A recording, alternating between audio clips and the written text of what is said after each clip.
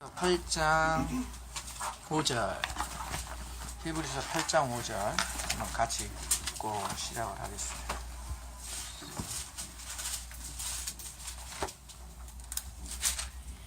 히브리서 8장 5절 360쪽 페이지 신약성경 360쪽 페이지로 찾으면 쉽습니다. 360쪽 페이지 수는 위에 적혀 있습니다. 제일 위쪽에 360쪽 히브리서 8장 5절 페이지 수 360쪽 360쪽 8장 아니 찾았어요. 네. 같이 한번 읽어보죠. 시작. 그들이 섬기는 것은 하늘에 있는 것의 모형과 그림자라. 모세가 장막을 재려할 때 지시하심을 얻은 것 같이 이르시되 삼가 모든 것을 산에서 내게 보이던 본을 따라 지으라 하셨느니라. 아멘. 어서 오십시오. 집사님, 저 옆방에서 의자 하나만 내리고 아니 그거 삐떡거려갖고 다칠 수 있어요. 거기 앉으시면 될 것 같아요. 네. 의자 가져올 겁니다. 의자 갖고 올게요. 저희 옆에 앉으실래요? 네? 목사님 옆에? 아, 그래요? 거기 앉으세요. 거기 앉으세요. 떨려. 교제하는 거기는 집사님 지금 누가 있어요? 나보다 설교를 어떡하지? 히브리서 8장 5절 우리가 읽었잖아요. 히브리서 8장 5절에 보면은 아주 중요한 이야기를 하고 있죠.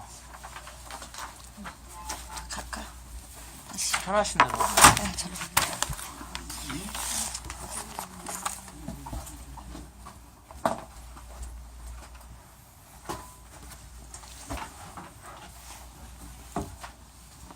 자, 히브리서 8장 5절에 보니까 그들이 섬기는 것은 하늘에 있는 것의 모형과 그림자라. 그들이 섬기는 것은 하늘에 있는 모형과 그림자래요. 그죠? 실체가 아니라는 거죠. 그래서 이 모형과 그림자는 뭐냐? 모세가 장막을 지으려 할 때, 이 모세의 장막을 이야기하는 거예요. 우리가 쉽게 잘 아는 성막. 이 성막을 지으려 할 때 지시하심을 얻음과 같이 모세가 성막을 지을 때 그냥 지은 게 아니거든요. 모세의 상상대로 지은 게 아니에요. 어떻게 지었냐? 신의 산에 올라가서 삼가 모든 것을 산에서 네게 보이던 것 같이 그랬죠. 신의 산에 올라가서 하나님이 보여주셨어요. 모형을, 그 실체를 보여주신 거에 따라서 그것에 따라서 성막을 짓는 거예요. 그러니까 성막이 그냥 지어진 게 아닙니다. 하나님이 보여주신 거예요. 신의 산에. 근데 출애굽기에 19장부터 읽어보면 그게 다 나와요. 올라가서. 그래서 성막은 뭐냐? 모형과 그림자예요. 모형과 그림자. 그래서 구약과 신약을 따로 이렇게 분리해 보면 안 됩니다. 연관되어 있어요. 구약과 신약이. 그래서 성막이 모형과 그림자로서 하나님께서 제시해 준 거예요. 모형, 어떤 모형이냐? 그 성막, 참 성전으로 오신 예수 그리스도를 모형한 거죠. 그거의 그림자죠. 그죠? 그 다음에 또한 이것은 예수 그리스도가 성막으로, 성전으로 오신 것은 우리를 성전으로 삼으시기 위함이죠. 그게 이제 최종 목적이에요. 그래서 우리가 잠깐 전번에 한번 한 건데요. 그걸 살펴보고 갈 필요가 있는데 에레미야 31장 에레미야 31장 보십시오. 31장 구약성경 페이지 수 찾으신 분은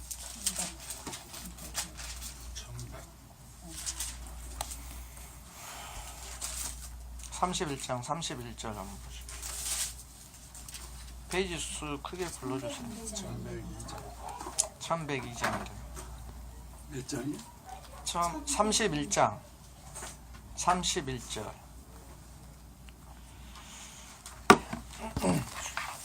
한번 같이 읽죠. 시작. 여호와의 말씀이니라. 보라, 날이 이르니 내가 이스라엘 집과 유다 집에 새 언약을 맺으리라. 이 언약은 내가 그들의 조상들의 손을 잡고 애굽 땅에서 인도하여 내던 날에 맺은 것과 같이 아니할 것은 내가 그들의 남편이 되었어도 그들이 내 언약을 깨뜨렸습니다. 여호와의 말씀입니다. 자, 33절도 시작. 그러나 그날 후에 내가 이스라엘 집과 맺을 언약은 이러하니 곧 내가 나이 먹은 그들을 속에 두며 그들의 마음이 기록하여 나는 그들의 하나님이 되고 그들은 내 백성이 될 것이라. 여호와의 말씀이니라. 아멘. 여기까지요. 에레미야 31장 31절부터 쭉 나오는 것은 새 언약에 대한 내용이거든요. 새 언약. 그런데 우리가 전번에 한번 그 이야기를 했잖아요. 하나님의 말씀을 구약과 신약으로 나누잖아요. 그래서 구약은 옛구자를 써서 옛언약, 신약은 새로운 신자를 써서 새언약, 이렇게 분류를 우리가 하고 있어요. 임의대로. 그런데 구약 성경에는 이미 구약 성경에 새언약과 옛언약이 같이 있어. 물론 구약 속에는 옛언약을 이야기를 하는 것이겠죠. 근데 이 새언약이라는 내용이, 새언약의 내용 이미 구약에 이미 내포되어 있어요. 그게 이제 에레미야 31장 31절부터 보니까 여호와의 말씀이니라. 보라, 날이 이르리니 내가 이스라엘 집과 유다 집에 무엇을 맺으리라? 새 언약을 맺으리라. 새 언약을 맺으리라 하였는데 32절에 보면 이 언약은, 이 새 언약은 이 말이에요. 내가 그들의 조상들의 손을 잡고 애굽 땅에서 인도하여 내던 날에 맺은 것과 같지 아니할 것은, 그러니까 애굽 땅에서 인도하여 내던 날에 맺은 것, 이게 무슨 언약이에요? 시내산 언약, 옛 언약이란 말입니다. 이것과 같지 아니할 것은 내가 그들의 남편이 되었어도 그들이 내 언약을 깨뜨렸습니다. 그러니까 시내산 언약, 이 언약이 옛 언약이거든요. 출애굽기 19장부터 나와 있는 출애굽 그 제1 목적이 시내산 언약을 맺기 위함이에요. 그래서 출애굽 시키자마자 하나님께서 이스라엘 백성들을 제일 먼저 끌고 가는 것이 시내산이에요. 그게 아주 중요한 원인이, 이유가 있어요. 그게 바로 뭐냐면 언약을 맺기 위함이에요. 언약을. 근데 이 시내산 언약이 너무 중요한 게, 왜 중요하냐면 그냥 언약이 아니라 하나님과 언약인데, 이 언약은 무슨 언약이냐면 다른 말로는 결혼 언약이란 말입니다. 성막에 중요한 단어가 나와요. 성막을 성경에 다른 말로 표현하는 게 있지요. 성막을 다른 말로 표현하면 뭐예요? 기억나시는 분? 성막을 다른 말로 표현한 성경에, 집사님 기억하셔야 되는데. 아니요. 성전. 성전은 이제 성막이 건물로 지어졌을 때 성전으로 하고, 성막을, 그러니까 성전이 되기 전에 성막을, 아니, 그것은 이제 해석한 거고, 성막을 다른 말로 표현한 것은 증거막이에요. 증거막 쳐보면 그게 다 나와요. 성막을 다른 말로 증거막이라고 그래요. 또 법궤가 있죠. 우리가 잘 아는 법궤를 다른 말로 뭐라고 불러요? 또? 예, 언약궤라고 하지만 증거궤라고 해요. 그죠? 그러니까 성막을 증거막, 법궤를 증거궤, 이렇게 증거라는 말을 똑같이 사용을 한단 말입니다. 이게 뭐에 대한 증거냐? 언약에 대한 증거예요. 왜? 법궤 속에 뭐가 들어냐면 언약판이 들어가잖아요. 언약판. 이 언약판은 뭐냐면 하나님과 이스라엘 사이의 언약을 맺은 관계를 증명하는 판이란 말입니다. 그게 이제 십계명이에요. 이 십계명의 원리는 뭐냐? 그럼 뭐에 대한 언약이냐? 결혼에 대한 언약이에요. 그래서 네가 십계명의 내용이 그거예요. 두 가지로 나눈다고 했잖아요. 십계명은 크게 10가지 계명이 두 가지로 나누어요. 하나는 하나님에 대한 사랑과 또 하나는 이웃에 대한 사랑, 이 두 가지로 나누잖아요. 그걸 한마디로 표현하면 사랑으로 표현하는 거예요. 그러면 한번 생각을 해보세요. 십계명을 하나님 사랑, 이웃 사랑이라면, 그 한마디로 사랑이라면, 사랑이 가장 필요한 게 어디겠냐고요. 결혼이에요, 결혼. 결혼할 때 가장 사랑이 필요하지 않나요? 지금 다 식어갖고 모르겠어요. 이게, 그래서, 증거막이라는 것은 그 사랑하는 두 사람이 살아가는 집이에요. 증거막은. 증거궤는 이 언약을 약속한 그 궤 속에 이 언약판이 들어가 있는 거예요. 그래서 십계명의 다른 이름도 뭐겠어요? 힌트가? 계속 반복이 나오잖아요. 증거판이에요. 십계명의 다른 이름도. 근데 놀랍죠. 그래서 하나님께서 우리들에게 왜 이걸 이렇게 하셨는가? 오늘 정확하게 나오잖아요. 우리가 예레미야 31장 32절에 하반절에 보십시오. 내가 그들의 무엇이 되었어도 남편이 되었어도 언제 남편이 되었습니까? 라고 물어보면 안 되는 거예요. 그 신의 산 언약 체결하는 것을 결혼 언약으로 하나님께서는 분명히 알고 계셨고 그렇게 하신 거예요. 그래서 내가 그들의 남편이 되었어도 내 언약을 깨뜨렸다. 내 결혼 언약을 깨뜨렸다 이거예요. 그래서 이제 회복이, 그래서 계시록에 보면 오늘도 말씀 중에 나왔지만 21장, 계시록 21장 새 예루살렘을 거룩한 신부로 표현을 하잖아요. 왜 그러겠어요? 하나님의 원래 목적이 결혼이에요. 결혼, 우리하고. 다른 말로 그 말을, 결혼이라는 말을 다른 말로 표현하면 연합이라고요. 예수 그리스도와 연합. 다른 말로 표현하면 그것을 하나됨이라고 하는 거예요. 하나님과 우리가 하나 되기 위해서 포고하신 거라니까요. 그게 성경의 처음이자 마지막이에요. 그래서 오늘 계시록 1장에도 새 예루살렘 이야기가 딱 9절에 나오면서 거룩한 신부 새 예루살렘이 하늘로부터 임하잖아요. 그 이야기, 왜 신부의 이야기가 마지막 장에 나오겠어요? 그것 때문에 그런 거예요. 그럼으로써 우리가 이 새 언약의 내용이 아까 말한 것처럼 신의 산 언약 속에 다 내포가 되어 있어요. 그래서 이 새 언약이 우리 가운데 이루어지는 것, 이것을 본격적으로 보여주고 가르쳐주고 깨닫게 하는 것, 이것을 모형과 그림자로 보여주는 것, 이게 성막과 성전이에요. 그래서 성막과 성전, 이것을 잘 알면 우리가 성경을 재미없는 책이 아니라 내 이야기예요. 왜 그러냐면 성전 짓는 이야기로 시작해서 구약이 성전 무너지는 걸로 끝나거든요. 그래서 성전을 대망을 해요. 기다려요. 그래서 이제 참 성전이 드디어 400년 후에 와요. 그런데 그걸 모르고 그 성전을 허물잖아요. 근데 그 허물으로써 진짜 성전이 어디에서 이루어지는가? 너희가 하나님의 성전인 것과, 고린도서 우리가 보았잖아요. 하나님의 성령이 너희 안에 계신 것을 알지 못하느냐? 이걸 이루기 위해서. 그래서 이 다이나믹한 하나님의 놀라운 역사를 우리가 잊어버리면 아무것도 할 수가 없어요. 근데 이 새 언약이 나왔으니까 얼른 짚고 넘어가면, 이 새 언약이 이제 예레미야 31장 31절부터 33절에 아주 나와 있지만 전체 31장 전체가 그 내용이에요. 근데 이제 이 새 언약과 그 옛 언약을 비교를 해보면, 옛 언약은 신명기 29장 한번 보세요. 신명기 29장은 볼 필요가 있어요. 상출례 민신 신명기 29장.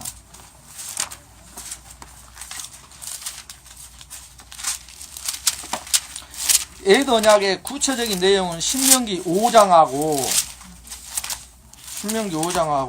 29장이에요.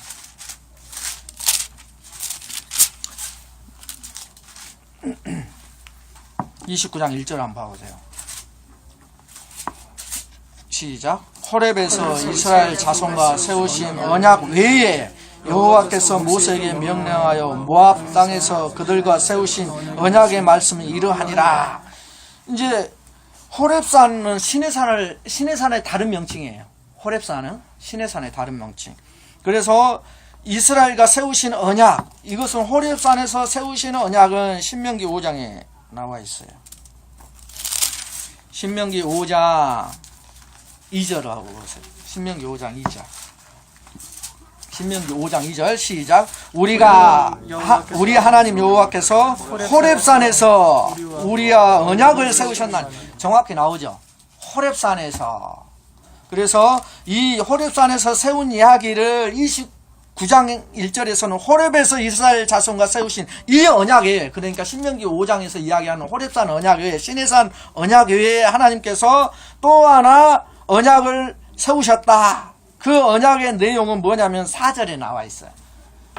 4절. 그러나 깨닫는 마음과 보는 눈과 듣는 귀는 오늘 여호와께서 너에게 주지 아니하셨느니라. 이게 그 신명기 5장의 엣 언약의 특징이고, 자 13절에 한번 보십시오. 29장 13절 시작. 여호와께서 내게 말씀하신 대로 또 내 조상 아브라함과 이삭과 야곱에게 맹세하신 대로 오늘 너를 세워 자기 백성을 삼으시고 그는 친히 내 하나님이 되시려 함이니라. 내가 이 언약과 맹세를 너희에게만 세우는 것이 아니라 오늘 우리 하나님 여호와 앞에서 우리와 함께 여기 서 있는 자와 오늘 우리와 함께 여기 있지 아니한 자에게까지이니. 이 말이 무슨 말이냐면 14절에 보니까 이 언약과 맹세는 29장 1절에 말하는 호렙산 언약 외에 모압 언약을 이야기하는 거예요. 모압 땅에서 세우는 거니까.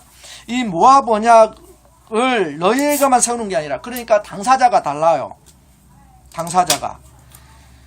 오늘 우리 하나님 여호와 앞에서 우리와 함께 여기 있는 자와, 그러니까 출애굽해서 시내산 모압 땅에까지 이른 자와, 또 오늘 우리와 함께 여기 있지 아니한 자에게까지, 우리의 자손들에게까지 세우시는 언약이 새 언약이에요. 이 언약을 새 언약이라고 하는 거예요. 이 새 언약의 내용이 30장이에요. 신명기 30장. 근데 여기서 그 후손뿐만 아니라 이방인도 포함되지 않습니까? 뭐하고 다 들어갑니다. 이방인도 포함. 네. 자, 봐보십시오. 30장 6절 한번 보십시오. 시작. 내 하나님 여호와께서 내 마음과 내 자손의 마음에 할례를 베푸사 너로 마음을 다하며 뜻을 다하여 내 하나님 여호와를 사랑하게 하사 너로 생명을 얻게 하실 것이며. 이게 새 언약의 내용이에요. 새 언약의 내용. 이해가 되셔요? 새 언약의 내용이 뭐라고 그랬어요? 내 마음을 다하고 또 뜻을 다하여 하나님 여호와를 사랑하게 네, 하나님 내 여호와 하나님을 어떻게 해요? 사랑하게 하사 사랑하게 하사. 이게 가장 중요한 특징이에요. 또 이게 그 보면 신명기 6장 5절에 보면 보십시오. 신명기 6장 5절. 신명기 6장 5절. 시작. 너는 마음을 다하고 뜻을 다하고 힘을 다하여 내 하나님 여호와를 사랑하라. 이게 시내산 언약의 한마디로 표현한 거예요. 시내산 언약, 호렙산 언약의 특징은 5절이에요. 너는 마음을 다하고 뜻을 다하여 내 하나님 여호와를 사랑하라. 그러나 새 언약의 모압 언약의 특징은 뭐냐면 30장 6절. 내 하나님 여호와께서 내 마음과 내 자손의 마음에 할례를 베푸사 너로 마음을 다하며 뜻을 다하여 내 하나님 여호와를 사랑하게 하사 너로 생명을 얻게 하실 것이다. 특징이 뭐예요? 뭐가 달라요? 예? 마음의 할례를 행하사. 그렇죠. 그것은 없는 말이 추가됐죠. 지금 5장에. 그러니까 그것을 다른 말로, 그러니까 신명기 6장 5절하고 30장 6절의 차이점이 뭐냐 했을 때 하게 하사예요. 보십시오. 신명기 6장 5절은 하라 하고 그렇죠. 6절은 그렇죠. 하신다고. 예. 그러니까 신명기 6장 5절은 너는 마음을 다하고 뜻을 다하고 힘을 다하여, 여기까지 똑같아요. 내 하나님 여호와를 사랑하라 명령이죠. 그러나 30장 6절은 뭐라고 하냐면 너는 마음을 다하며 뜻을 다하여 내 하나님 여호와를 사랑하게 하사. 이렇게. 이건 수동태잖아요. 사랑하게 만들어 버리겠다는 거예요. 주체가 달라요. 사랑하라는 내가 하라는 거예요. 그러나 사랑하게 만들겠다는 것은 누가 하시겠다는 거예요? 하나님이 하시겠다는 거예요. 이게 옛 언약과 새 언약의 가장 큰 특징이에요. 가장 큰 특징. 그러면 한번 생각을 해보십시오. 지금은 옛 언약 시대예요? 새 언약 시대예요? 옛 언약은 다 끝났잖아요. 히브리서만 읽어봐도. 우리가 아까 히브리서 7장, 8장 읽어보면 옛 언약은 끝났어요. 그러면 남은 것은 새 언약이에요. 새 언약의 내용이 이거란 말입니다. 사랑하게 만들어버리는 하나님의 역사. 이것만 우리에게 남아있는 거예요. 이것만. 그래서 우리가 모형, 우리가 성전을 볼 때 모형이라고 그랬잖아요. 하늘의 모형과 그림자. 이것을 잘 알고 가면 우리에게 일어날 일들이 어떤 일인지를 알 수가 있습니다. 2강 한번 보세요. 2강 못한 거. 3강은 지난주에 대충 한 것 같더라고요. 3강부터 한 것 같아요. 자, 2강 첫째 페이지 마지막 첫째 페이지 제일 밑에 두 번째.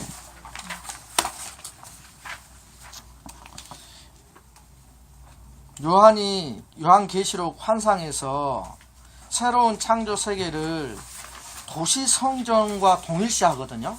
이게 그 21장, 요한계시록 21장 이렇게 보면 하나님의 성전이 성전으로만 임한 게 아니라 새 에루살렘으로 내려와요. 그죠? 오늘 읽어봤잖아요. 계시록 21장을 새 에루살렘으로 나와요. 에루살렘은 도시예요. 도시. 당시에. 이 도시 자체가 뭘로 내려오냐면 성전으로 내려오는 거예요. 그래서 계시록에서 이 도시 성전, 이게 도시 자체가 모든 도시가 성전이 되어버리는 거, 이것하고 왜 창조 세계와 동일시하는가? 창조와 우리가 전번에 배웠잖아요. 구약 성경의 성막과 성전들은 본래 지성소에 하나님이 임재해 있잖아요. 지성소에. 그죠? 그런데 진짜는 뭐예요? 하나님의 원래 목적은 지성소가 아니라 전 우주에 하나님이 임재하시는 거. 우리 배웠죠? 이사야서에 이야기한 것처럼 하늘을 보좌 삼고 땅을 당신의 발등상 삼으신다는 거. 그것이 전 우주를 하나님 성전, 하나님이 다스리시는 곳, 하나님의 성전 삼으신다는 것을 그렇게 표현을 해 놓은 거거든요.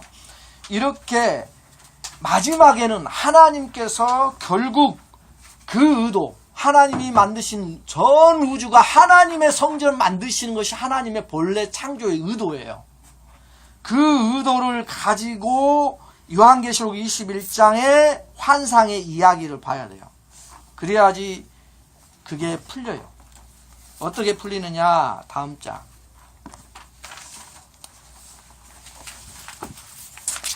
다음 장 재밌는 내용이 있는데요.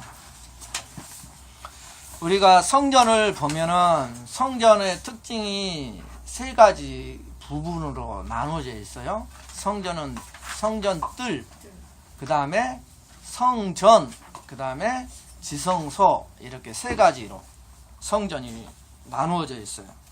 그러면 이 세 가지 부분이 어떤 특징을 가지고 있는가, 여기에 대한 이야기예요. 이스라엘의 성전이 하늘 성전과 우주 성전을 반영한다는 거예요. 이스라엘 성전은 우리가 성막을 지을 때 아까 읽었죠? 모세가 성전을 지을 때 뭘 보고 한 거예요? 하늘 보고 하나님이 지시한 것을 하나님이 보여주신 대로 지었다고 했잖아요. 성경에 아까 우리가 읽은 내용이 그 얘기예요. 하늘을 본 그대로 성막을 지었어요. 그러면 성막을 보고 성전을 지은 거거든요. 솔로몬이. 그죠? 그렇게 해서 흘러가는데, 그렇게 가는데, 여기에서 이러한 성전이 이런 그것만 나타내는 것이 아니라 전 우주를 하나님께서 그렇게 만드신다는 것을 염두에 두어야 되는 거예요. 우리뿐만 아니라 이제 하나님이 전체를. 자, 보십시오. 시편 78편 69절에 그 송소를 산의 높음같이 영원히 두신 땅같이 지으셨으며, 이렇게 표현하고 있잖아요. 그게 무슨 말이냐면 그 송소를, 그게 성전을 산이 높음같이 땅같이 지으셨대요. 성소를 지으실 때, 성전을 지으실 때. 그게 뭐냐면 하나님이 창조한 이야기잖아요. 창조한 산, 창조한 땅, 이것을 성소로 만드시겠다는 하나님의 그 시적인 표현이거든요. 그래서 이 성전에 재밌는 세 가지 상징이 나와요. 재밌는 성전에 세 가지가 나오는데, 성전이 세 부분으로 나눠져 있으면, 첫째는 바깥들, 성전의 바깥들, 이것은 무엇을 상징하느냐? 사람이 거주할 수 있는 세계, 이걸 바깥들이 상징하는 거예요. 그 다음 왜 그러냐면 성전 안뜰에는 세면대와 있죠. 그리고 세면대라는 것은 아시죠? 물두멍.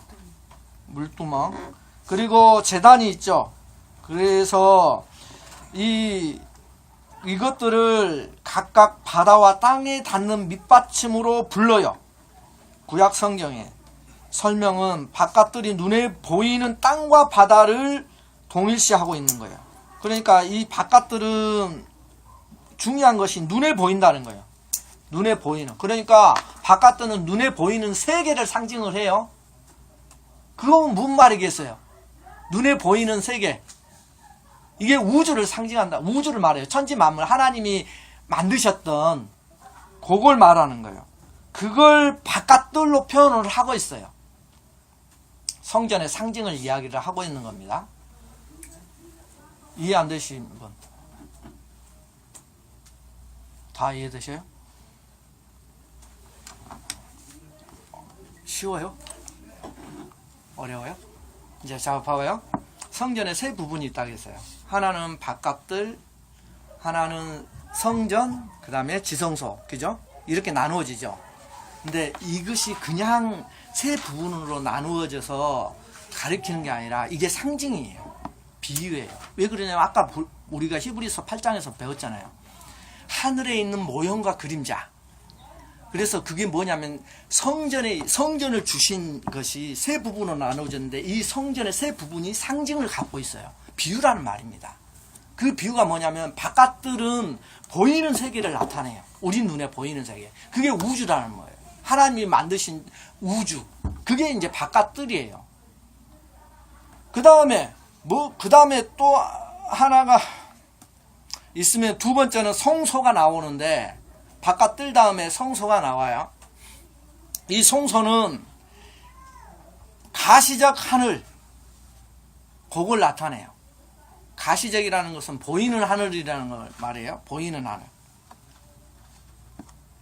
그곳에 있는 빛의 근원들을 상징한다. 이것들은 이제 참고만 하면 되고, 가시적 하늘을 나타내요. 그래서 등잔대 위에 놓인 7개 촛대 있죠. 7촛대. 이것이 뭐냐면 육안으로 볼 수 있는 빛의 근원을 상징하는 거예요. 그래서 창세기 1장 16절에 보니까 하나님이 두 큰 광명, 이걸 만드셨다고 그랬어요. 여기서 메오라는 뭐냐면 히브리야. 광명을 메오라라고 표현을 했어요. 이것을 만드사 큰 광명으로 낮을 주관하게 하시고 작은 광명으로 밤을 주관하게 하시며 또 별들을 만드시고, 이 광명을 뜻하는 이 히브리어 메오라가 뭘로 사용되냐면 7 등잔대 있죠. 여기에 메오라를 사용을 해요. 어렵나요? 등잔대 이름이 메노라. 이름은 우리 메노라라고 하지. 아, 메노라. 메노라. 네, 메노라. 메오라가 아니라 메노라는 오타가 나왔습니다. 이 광명을 만드는 거, 이 광명체를 메노라라고 하는데, 이 메노라 광명체가 어디에? 성전의 등잔대를 메노라라고 해요. 그러니까 뭘 상징을 해요? 그게 하늘 상징을 하는 거예요. 성소가. 예. 그래서 이 메노라가 주로 성전 등잔 때 불빛을 지시하는 경우에 사용되고, 또한 요한계시록에서는 별로 상징되는 사자들이 등잔대로 상징되는 7교회를 대표한다고 말을 해요. 그래서 등잔대의 7 등장은 별들과 확실히 동일시를 하고 있는 거예요. 하늘의 별들과. 계시록 1장 20절에 네가 본 것은 내 오른손에 7별의 비밀과 7 금촛대라. 7별은 7교회의 사자예요. 7 촛대는 7교인이라. 그래서 요것 때문에 그렇게 이야기를 하는 거예요. 또 하나 이제 바깥들 성소 나온 다음에 이제 지성소 있죠. 이 지성소는 눈에 보이지 않는 비가시적 우주주의 차원, 그 하나님과 그분의 만군의 천산적으로, 이게 뭐냐면 지성소는 보이지 않는 하늘나라를 이야기해요. 하나님이 계시는 그걸 이야기를 해요. 지성소는. 그래서 우리가 이 성막을 이렇게 보면 성전의 이 상징성을 다시 한번 정리를 해드리면, 성전 뜰, 성전, 지성소 이 세 부분으로 나누어지는데, 하나님께서 이걸 그냥 지으신 게 아니라 이 성전은 전부 다 상징을 넣어놨어요. 상징이 들어있단 말입니다. 그래서 바깥들은 아까 말한 것처럼 보이는 세계, 우리 눈에 보이는 세계를 말을 해요. 그래서 땅과 바다, 특별히 여기에서는 중요한 게 땅과 바다예요. 땅과 바다를 상징을 해요. 바깥들은 땅, 우리가 아는 땅, 이런 땅을 말합니다. 바다는 우리가 아는 바다를 말하고, 땅과 바다를 말해요. 그리고 성소는 하늘을 상징을 해요. 하늘, 보이는 하늘. 지성소는 보이지 않는 하늘, 하나님이 계신 하늘, 그걸 말을 하고 있습니다. 그래서 이 성전이 갖고 있는 이 상징을 이해하면 재밌어요. 계시록이 새롭게 보일 수 있어요. 왜 그러냐면 계시록 속에서 바다에서 올라오는 짐승이 나오죠. 그죠? 바다에서 올라오는 짐승, 땅에서 나타나는 짐승, 이거 나오죠. 요 상징하고 연관이 되어 있어요. 성소도 마찬가지예요. 성소, 지성소는 보이지 않는 하나님, 하나님이 계시는 하늘나라를 말해요.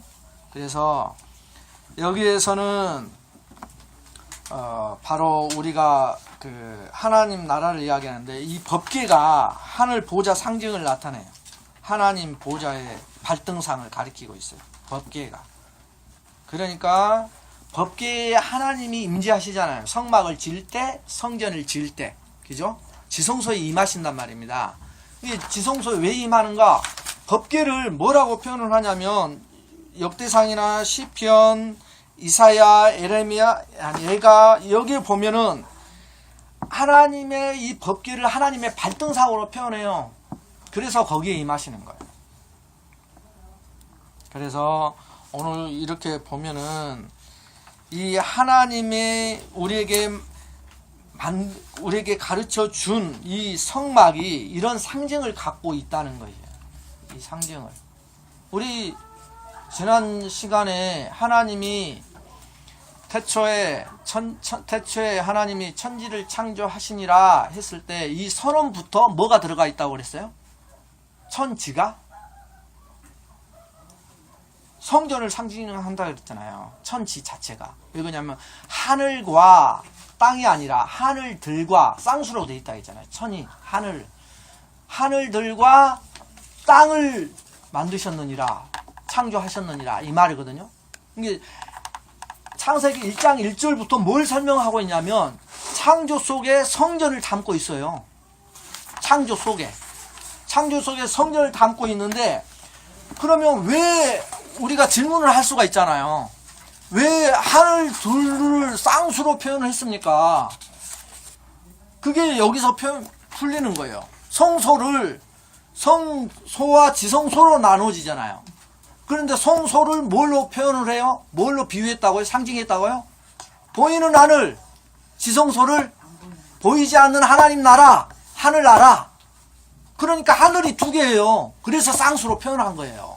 창세기 1장 1절에 태초에 하나님이 하늘들 두 개의 하늘과 땅을 창조하시니라 이 말이. 그래서 그 선언이 성막과 성전과 연관이 있다고 이야기한 이유가 그것 때문에 그러는 거예요. 왜 하늘을 그렇게 쌍수로 표현했을까? 이게 이제 궁금해져야 되잖아요. 그 하늘이 성전에서는 두 하늘을 나타내는 거예요. 성소와 지성소 이렇게. 지금 상징을 그렇게 표현한다 했잖아요. 성전의 상징이 성소는 보이는 하늘, 지성소는 보이지 않는 하늘을. 이게 하늘의 두 개를 설명을 그렇게 하는 거예요. 이해가 되시옵니까? 안 되십니까? 답변을 해주셔야 돼요. 이건 중요해요. 네, 이해됩니다. 이해가 안 되면 다시 설명을 해야 되거든요. 그게 아주 중요한 원리예요. 성전을 배우고 성막을 우리가 성전에 대해서 배우는 이유. 성경은 모든 것이 실은 성전의 이야기예요. 모든 것이. 창세기 1장 1절부터 계시록까지가 딱 되어 있잖아요. 아까 우리가 딱 보듯이 성전의 이야기로 끝나잖아요. 그런데 이게 마지막 장인가요? 마지막 장 한번 봐보십시오. 마지막 장.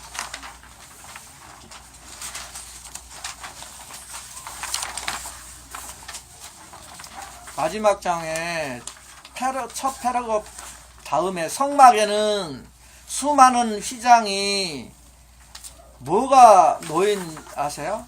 휘장에는 이게 들어가 있어요. 청색, 자색, 홍색 이것으로 만들거든요. 휘장 만드는 걸 보면. 그러면 이것 뜻이 나타나는 게 있어요. 청색은 하늘, 자색은 어두운 구름색, 그 다음에 홍색은 번개와 태양 이것으로 이렇게 상징을 시켜놨어요. 그리고 그 위에는 공중을 나는 그룹들의 형상이 새겨져 있어요. 공중을 나는. 그래서 제사장들은 성막을 운반하기 위해 분해할 때 그곳의 모든 빛분을 청색 보자기로만 덮어야 했어요. 이게 민수기 4장 5절부터 13절에 나와요. 뜻이 있죠. 또 제사장 옷이 성전하고 관련성이 있어요. 이게 전부 다 실은 모든 것들이 성전하고 연관된 거예요. 제사장 옷도 청색, 자색, 홍색 실로 만들어요. 이것도 마찬가지로 우주를 상징하는 거예요. 청색, 자색, 홍색이. 왜 그러냐면 청색은 하늘, 자색은 어두운 하늘이죠. 홍색은 뭐예요? 번개와 태양 이걸 나타내잖아요. 이게 전부 다 하늘에 있는 현상들 아니에요. 그게 성막에도 그렇게 그 실로 짜지만 제사장 옷도 그것으로 만든다는 거예요. 그래서 왜 그러느냐? 이게 우주를 나타내기 위해서. 왜 우주를 나타냅니까? 그러면 이제 답변을 하셔야죠. 왜 우주를 나타내려고 이거 청색, 자색, 홍색 실로 만들어요? 왜 우주를 나타내려고? 성막, 천도 그렇고 커튼도 만들 때 청색, 자색, 홍색 실로. 그 다음에 제사장 옷도 청색, 자색, 홍색 실로 왜 만들어요? 우주를 나타낸다며. 왜요? 왜 우주를 나타내려고 청색, 자색, 홍색 실로 만드냐고. 이제 이게 중요하죠. 하늘 성전을 상징하는 하늘 성전을 상징. 하늘 성전. 천상 성전, 하늘 성전, 보이지 않는 성전. 그림자. 우주를 나타내니까 우주니까 하늘로만 이야기를 하지 말고 그걸 그러죠. 우주 성전을 나타내려고 하는 거예요. 그러니까 아까 말했잖아요. 우리가 이사야에서 지난 시간에 읽었던 하늘을 하나님의 보좌 삼고 땅을 하나님의 발등상 삼는다고 할 때 그게 우주 성전을 만든다고 하는 거잖아요. 그걸 말하려고 하는 거예요. 성막에 이 커튼에 왜 청색, 자색, 홍색 실을 넣느냐? 대제사장의 옷에 왜 청색, 자색, 홍색 실로 만드느냐? 이것이 우주를 상징하는 건데 왜 우주를 상징하느냐? 우주가 하나님의 성전으로 지으시려고 하는 하나님의 의도를 나타내기 위한 거란 말입니다. 이런 것들이. 어렵지는 않죠? 그게 이제 중요한 거예요. 그래서 이제 그런 뭐 청색, 자색, 홍색 막 여러 가지 나오잖아요. 그런 것들이 상징하는 것들이 다 그렇기 때문에 그렇게 하는 거예요. 그래서 제사장 옷의 세 구분이 청색, 자색, 홍색 이것으로 하고요. 이게 또 재밌어요. 제사장 옷의 이 세 구분은 청색, 자색, 홍색, 석류가 수놓아진 아래쪽 가장자리는 성전 뜰 이걸 상징을 하고요. 둘째는 위쪽에는 보석이 새겨진 청색 옷으로 해요. 그것은 송솔. 그 다음에 셋째는 정사각형의 에봇이 나오죠.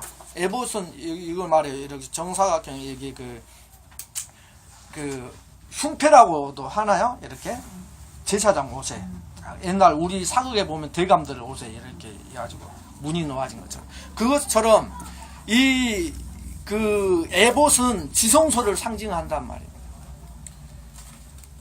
그래서 이 지성소니까 우림과 둠빔이 나와요.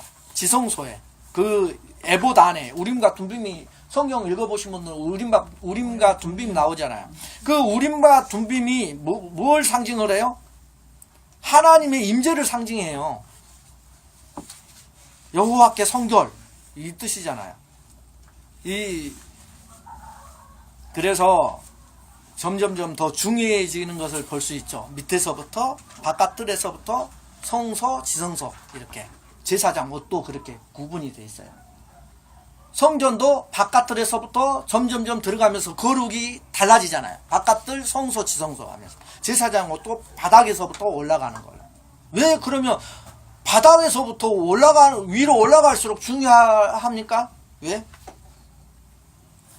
뭘 상징을 하냐면 신의 산 우리가 신의 산 아죠. 하나님이 언약을 맺으신 산. 이 신의 산의 구조가 성전의 구조거든요. 이게 뭐가 성전의 구조입니까? 이제 또 이렇게 궁금증을 가져야죠. 신의 산이 왜 성전의 구조입니까? 하나님께서 모세를 부르실 때 모세에게 그 장로들, 각 지파의 장로들하고 같이 올라가고 백성들은 어디에서 있으라고? 산 아래서 목욕 제기하고 있으라 명령이 나와요. 그 다음에 산 중턱에 올라가서 누가 머무르라? 각 장로들은 그런 산 꼭대기는 누가 올라가요? 모세. 이게 뭐예요? 올라갈수록 거룩함이 점점점 증가가 되잖아요.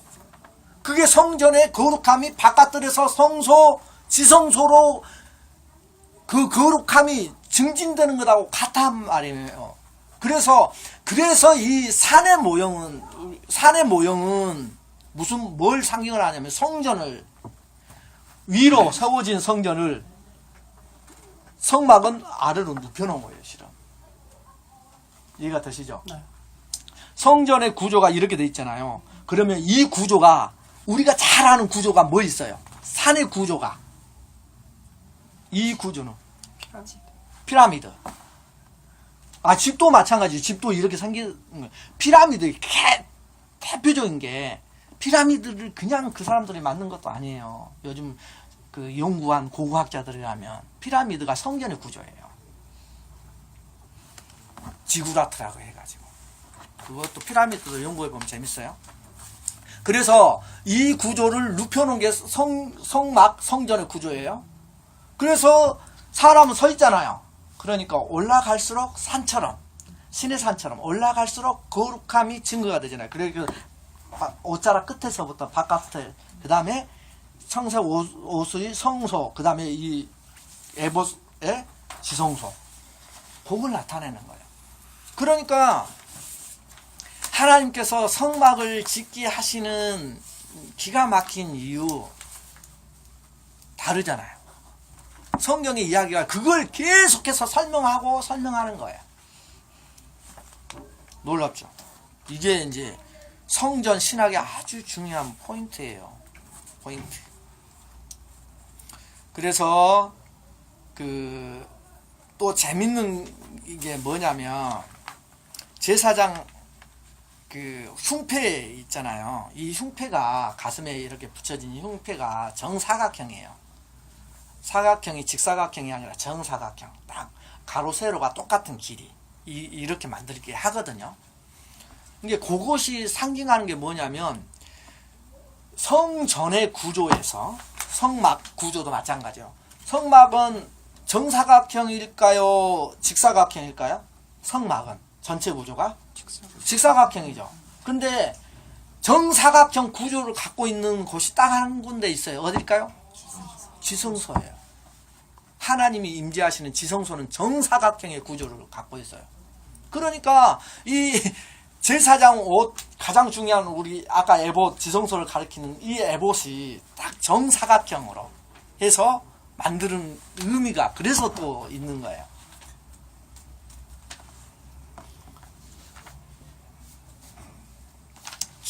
중요한 거 하나만 하고 우리 이제 마치겠습니다. 3강은 제가 보니까 전번 시간에 설명한 거예요. 그죠? 중요한 거 하나. 그게 뭐냐면 우리가 성전 있죠, 성전. 성전의 휘장이 아주 중요한 원리를 갖고 있는데요. 창세기 한번 펴보세요. 3장.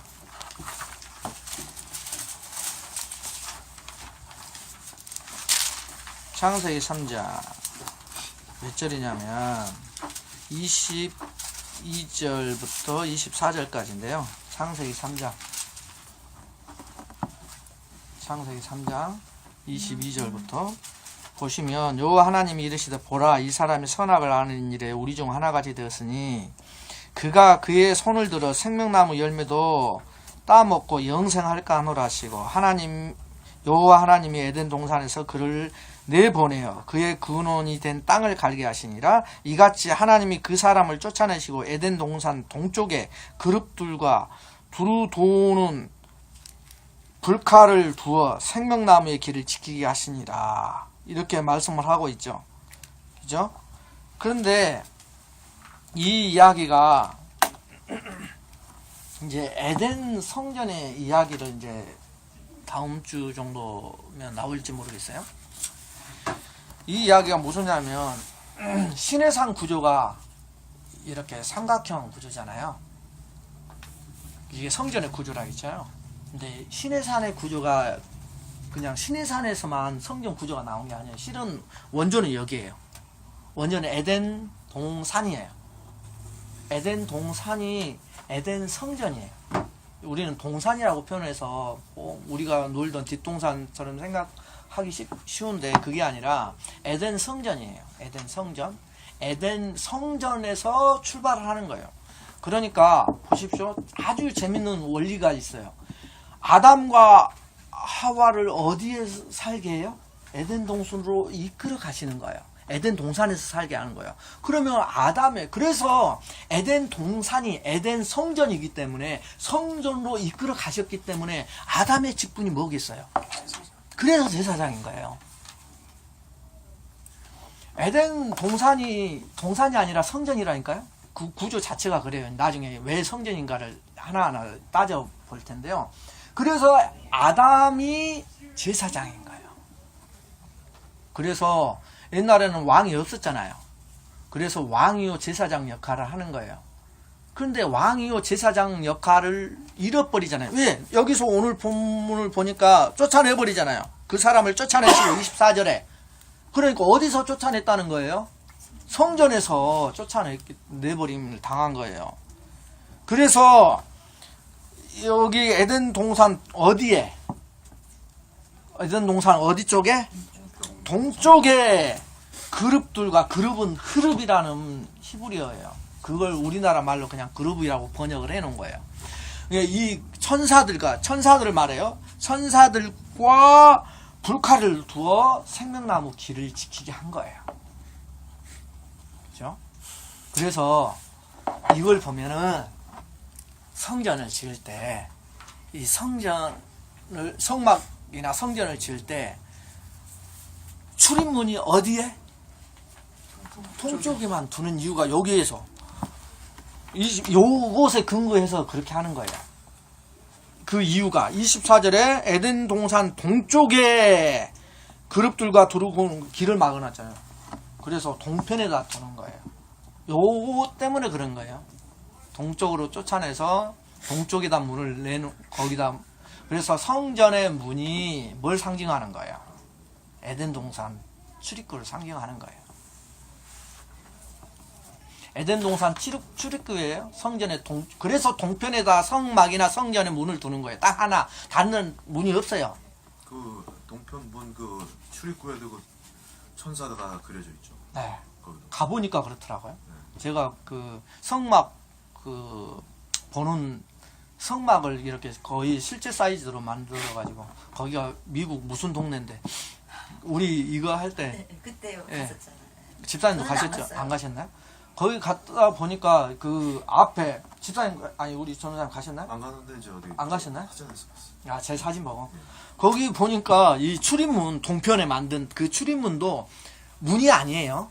성막이니까, 이동식이니까 전부 다 천으로 돼 있잖아요. 그러니까 천으로 돼 있는데 거기에도 문에도 천사 그림으로 쫙.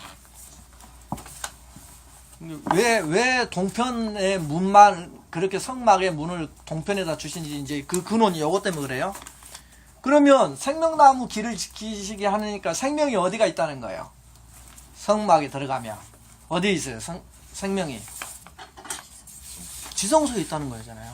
생명이 그게 하나님의 생명이에요. 그걸 지키게 하는 거예요. 그런데 재밌는 게 예수님이 십자가에 돌아가실 때 뭐가 찢어져요? 휘장이 찢어지죠. 휘장. 마태복음 마지막 장 그쯤에 나오는가? 이 휘장이 찢어지는데 이 휘장 커튼을 이야기해요. 성소와 지성소를 칸을 막아놨어요. 가서 보니까 거기 뜰을 지나서 이렇게 쭉 가서 보니까 성소 딱 들어가니까 이제 휘장을 크게 이제 막아놨는데 거기에 뭘 해놨냐면 거기에도 천사 그림이 있어요. 그룹. 아까 여기에 24절에 나왔잖아요. 동쪽에 그룹들과 두루 도는 불칼. 그러니까 동문에도 천사 그림이 수놓아졌고요. 맨 처음에 들어가는 성막에 들어가는 그 천에도 해줬고 성소와 지성소 이제 성소에 들어가서 성소 들어가는데도 마찬가지예요. 들어가는 천에도 있고 거기 성소와 지성소 구분하는데도 거기에도 천사 그림을 수를 한 거예요. 천에다가 커튼에다가. 그런데 예수님 돌아가실 때 그 사건을 보면 어떤 무슨 사건이 일어나요? 성경 빨리 찾으시는 분들 그 예수님 그 휘장 찢어지는 사건을 한번 찾으신 분 빨리 몇 장이냐고 물어봐.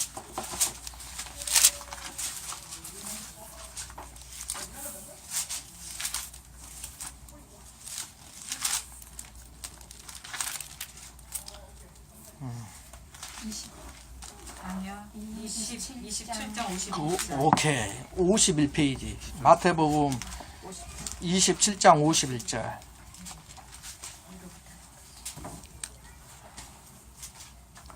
51절 같이 읽어봐요. 시작. 이에 성소 휘장이 위로부터 아래까지 찢어져 돌이 되고 땅이 진동하며 바위가 터지고 무덤들이 열리며 자던 성도들의 몸이 많이 일어나니라. 자, 여기에서 51절 52절을 읽어보면 보십시오. 한번 생각을 해보시죠. 커튼 찢어지는 것 하나 사건이 그죠? 커튼이 하나 찢어져서 그 다음에 땅이 진동해서 지진이 났어. 그 다음에 바위가 터져버렸어. 그 다음에 무덤이 열리면서 죽었던 사람들이 살아났어. 이 네 가지 사건 중에 지진 나고 바위가 터지고 죽은 자가 살아나고 커튼이 찢어진 이 네 가지 사건 중에 가장 쉽게 말해서 제일 약한 사건은 어떤 사건이에요?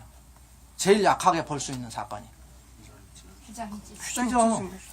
그런데 휘장이 찢어지는, 커튼이 찢어지는 것이 가장 약한 건데 그걸 가장 중요하게 제일 앞에다 써놨어요. 마태는. 그잖아요. 제일 먼저 그걸 써요. 휘장의 이야기 가장 적은, 관심이 적은, 그냥 지진하면 그 정도에 찢어지는 거야. 별반 대수입니까? 그런데 그걸 가장 중요하게 가장 앞에다가 적어놨어요. 가장 중요한 이유가 그게 그 하나님이 막아놓으신 그 벽에 보냈던 우리에게만. 우리에게. 세상 사람들에게는 그건 아무것도 아니요. 지진이 나고 바위 터지고 죽은 사람이 살아나는 반에 그 커튼 하나 찢어진 게 아무것도 아닌데 우리에게는 이게 어마어마한 중요한 사건이기 때문에 제일 먼저 해놓은 거예요. 세상 사람들에게는 별것 아니지만 우리에게는 가장 중요하다. 왜 그러냐면 이 휘장에 아까 그룹들이 다 해놨잖아요. 이 그룹들이 왜 수를 원하냐면 아까 3장 24절에 동쪽에 그룹들과 불칼을 해놨잖아요. 그 이야기를 하고 있는 거예요. 그 천사가 이제는 예수님이 죽으심으로 지금 휘장이 찢어졌어요. 휘장이 자 커튼이 이렇게 매달려 있으면 밑에서 찢는 게 편해요. 저 위에서부터 찢는 게 편해요. 밑에서 찢는 게 편하잖아요. 근데 위에서부터 찢었다는 것은 사람이 찢었다는 의미가 아니에요.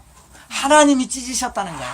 예수 그리스도의 십자가 사건이 찢어졌다는 거예요. 그게 그렇게 찢어져서 완전히 됐는데 거기에 찢어졌다는 이유가 중요한 이유가 아까 그 커튼에는 천사들이 그려져 있다 했잖아요.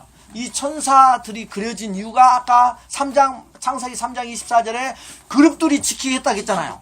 그것이 이제 지키는 천사들이 어떻게 됐다? 치워졌다. 천사들이 이제 더 이상 지키지 않는. 그래서 이제는 아까 보십시오. 3장 24절에 그룹들과 불칼을 두어서 어떻게 해요? 생명나무 가는 길을 지키게 하였더라 그랬잖아요. 이제는 생명나무 가는 길을 열어놨더라 이 의미예요. 십자가 사건, 휘장 사건이 이제 생명나무를 딱 가서 따먹을 수 있게끔 천사들을 치워놓으신 거예요. 막아놓으신 것이 아니라 그 의미예요. 그러니까 이 의미가 뭐하고 연결이 돼요? 아까 새 언약하고 연결이 되는 거예요. 그래서 그죠? 새 언약 마음을 다하고 뜻을 다하고 목숨을 다하여 내 하나님을 어디에? 사랑하게 하사 이게 이루어지는 역사적인 사건이라니까요. 그것 때문에 우리가 하나님을 사랑하게 되는 거예요. 그 사건이 아니면 사랑하라 죽으라고 사랑해 보려니까 됐어요 안 됐어요?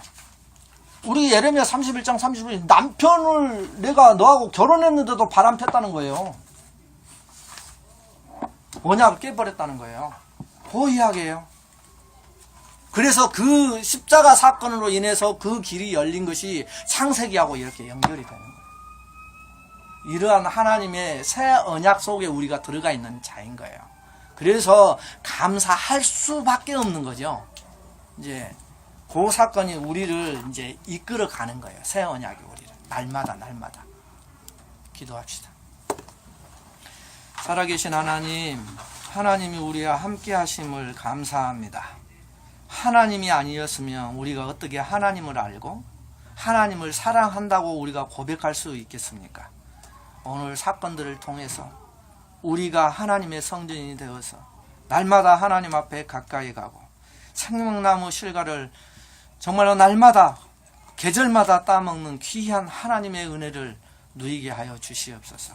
예수 그리스도의 이름으로 감사하며 기도하옵나이다. 감사합니다.